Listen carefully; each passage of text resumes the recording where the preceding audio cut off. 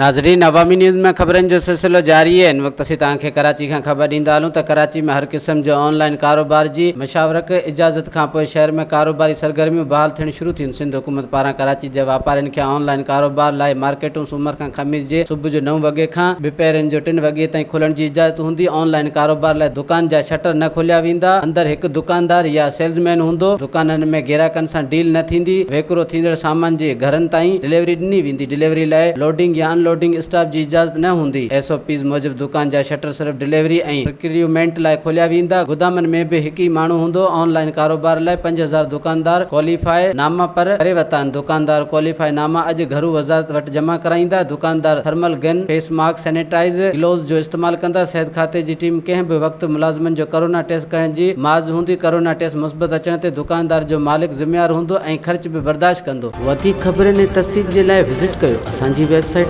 awamiNewsHD.com ऐं ॾिसंदा रहो अवामी न्यूज़ HD।